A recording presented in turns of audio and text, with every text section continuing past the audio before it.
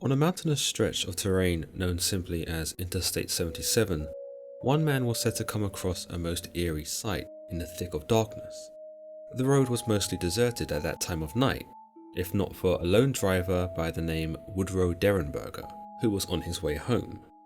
The highway was poorly lit, and if not for his headlights, Derenberger would have only the stars for light and company.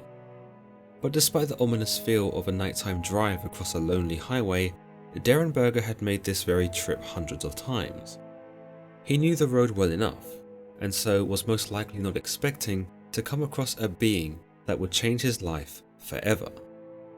The year was 1966, and Woodrow Derenberger appeared to be a regular family man, with a wife and 2 children. He was a salesman and a resident of Parksburg, West Virginia, an area he'd lived and worked in for 50 years. But it was on this fateful night, on his way back from Marietta, Ohio on business, that this seemingly ordinary man was about to have a most extraordinary encounter.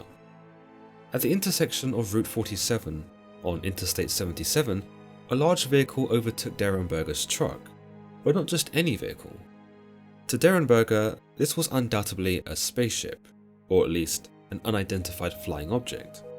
It zoomed past Derenberger's truck and proceeded to maneuver in front of him before slowing down, forcing the unsuspecting salesman to stop. Derenberger described the wonder as an old-fashioned kerosene lamp chimney, and that it flared at both ends, narrowing down to a small neck and then enlarging into a great bulge in the center. This bizarre vehicle landed straight in front of Derenberger, who tells that a door opened up on the surface of the craft. There, entirely alone on this lonesome highway, a man emerged in the doorway, a grinning man. He was dressed in a blue topcoat that was zippered down the front and was said to have been of a glossy material, almost like it was shiny or metallic. Derenberger would say his trousers were a shade lighter than his coat, but for the most part, he dressed in what we would expect to be regular human clothes. Perhaps the most remarkable feature about this man, other than his courteous smile, was his tan, almost like he'd just come back from a sunny country. Derenberger continued that he looked like any other man that one may come across on the street. Derenberger was too stunned to reverse. All he could do was watch in part awe and part terror as this strange man descended from the craft and made his way towards the passenger side of Derenberger's truck. The mysterious man then asked Derenberger to roll down his window, and when Derenberger obliged, the grinning man asked for his name, before telling him not to be frightened. Interestingly, Derenberger revealed that this entity referred to himself as "we", and told Derenberger, "We mean you no harm," and "We wish you only happiness." He then identified himself as Cold. Their interaction thereafter was mostly benign, though incredibly strange. Cold seemed to not know where he was, nor what the city of Parkersburg was. In fact, Derenberger would have to explain to him the concept of a city and what it was that took place there. Cold had some understanding as to what a community was, but apparently explained that where he was from, it was called a gathering. Throughout this interaction, Cold seemed intent in maintaining Derenberger's attention and didn't want him to drive off out of fear. He repeatedly told him not to be frightened, but Derenberger, understandably, was absolutely bricking it. First of all, there was a giant spaceship in the middle of the road, and what could only be presumed as an alien was now asking him questions about Earth. To make this experience even more nerve-wracking, this interaction was said by Derenberger to have taken place telepathically. The two men appeared to exchange some limited information. Derenberger tells us that he was so afraid that he wasn't able to look Cold in the eyes, and that several times Cold requested that he look at him.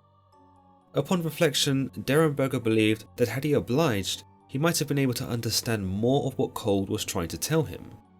As far as he could gather though, Cold described himself as a searcher, and that he was looking for something, but he did not disclose any more.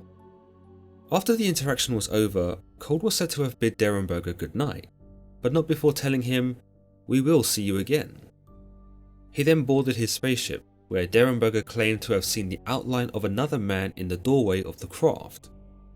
With that, the spaceship ascended, and for the most part, that is where the mysterious tale ends. For Woodrow Derenberger and his family, however, the tale was only just beginning.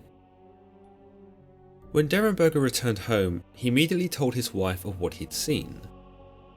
This would prompt a phone call to the police, who arrived along with a reporter from the local radio network. In later interviews, and in her book Beyond Lanulus, Tonya Derenberger, the daughter of Woodrow, details the events that took place after her father's encounter with the man known as Cold. It is understood that after several interviews, Woodrow began to disappear from their house for days, or even weeks at a time. While his whereabouts could never be determined, Tonya recounts that her father was once again visited by Cold, and that Cold had even come to their house. From there, Woodrow was taken on a voyage to the home planet of Cold, known as Lanulus, and that these excursions would become a frequent occurrence. On some occasions, Woodrow was able to explain where he'd been, but on other occasions, he would have no recollection of his absence from the home. Tonya recounts in her book that Woodrow would turn to drinking in the years after his encounter with Cold, and that he would often seem to be on the brink of a nervous breakdown. It is unknown whether this was because of some side effect that the journey to this Lanulus had on him, or because his mental health was seriously declining, but one thing was for sure, the entity known as Cold had certainly made his mark upon the Derenberger family.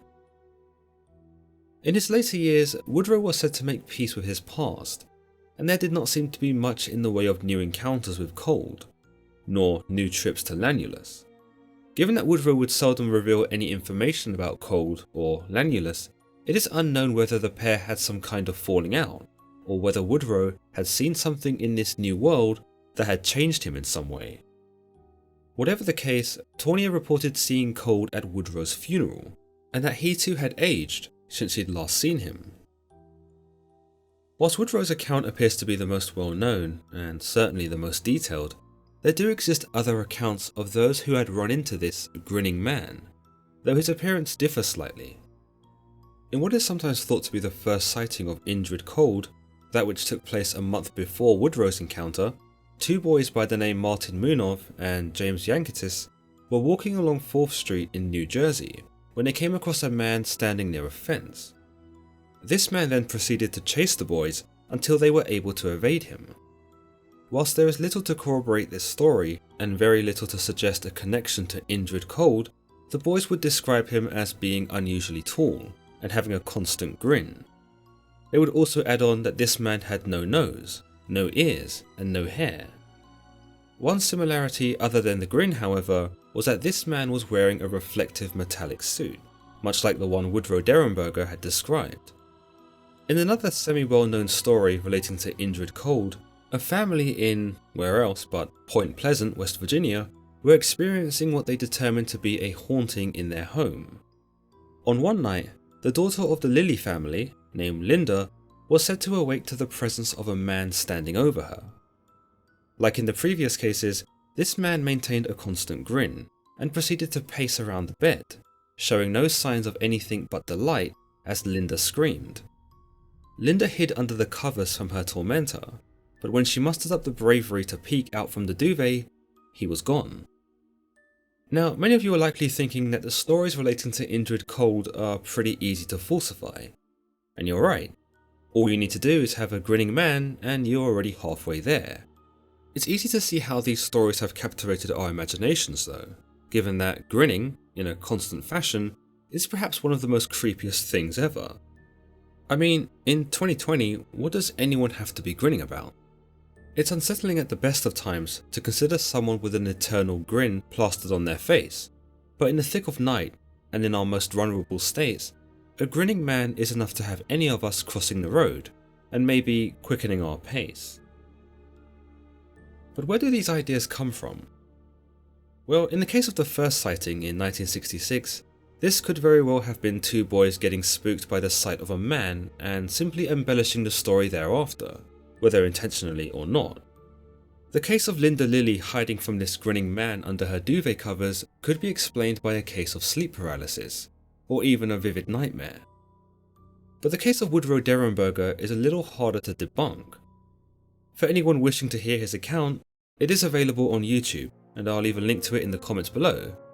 But if I'm honest, the guy genuinely sounds like he's telling the truth, or that he believed in what he was experiencing. Some believe that because of Derenberger witnessing a spaceship, that Indrid Cold has to be an alien of some kind, and that there are in fact other humanoid species out there that are able to communicate telepathically.